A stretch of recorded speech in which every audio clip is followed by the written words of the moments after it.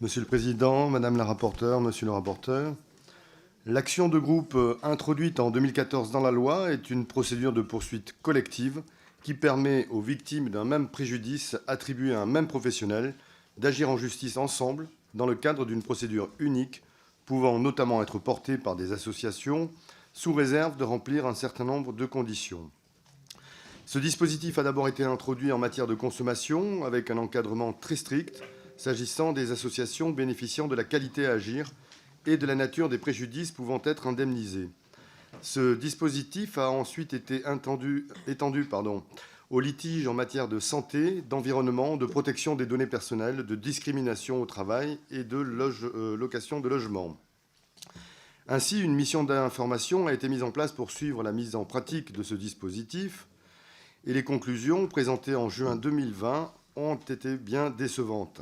Seules 32 actions de groupe ont été intentées depuis 2014, dont 20 dans le domaine de la consommation, mais seules 6 procédures ont eu un résultat positif. Nous sommes donc d'accord sur le point suivant. Il faut accroître l'efficacité des actions de groupe, qui est jusqu'ici largement insuffisante. Ainsi, il apparaît pertinent d'en étendre le cadre légal afin de rendre ces actions effectives et utiles aux justiciables. Votre proposition de loi prévoit notamment d'unifier les textes existants au sein d'un nouveau titre dans le Code civil, mais aussi prévoit la réparation de l'intégralité du préjudice, l'extension de la qualité pour agir à un certain nombre d'associations, l'allègement des charges du procès incombant normalement aux demandeurs afin de lever une partie des obstacles financiers au développement des actions de groupe. Nous sommes donc en accord avec ces propositions qui permettent de faciliter le recours à l'action de groupe.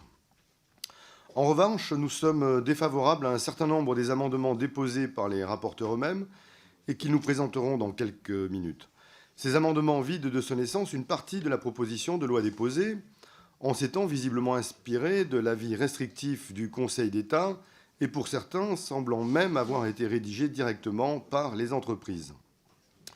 Vous voulez notamment restreindre la qualité pour agir des associations en augmentant le seuil minimum à 100 personnes physiques victimes et non plus à 50 physiques, là où nous demandons d'abaisser ce minimum à 20 personnes. Mais aussi, vous désirez faire de ces dispositions une loi ad hoc et ne pas les insérer dans le Code civil, comme prévu dans la proposition de loi, ce qui désarmerait le dispositif dans sa version inscrite au titre du Code civil. Nous considérons pourtant qu'il faut agir en élargissant, en simplifiant et en facilitant la procédure de l'action de groupe, afin de permettre un véritable recours effectif dans les matières qui lui sont dévolues. Je vous remercie.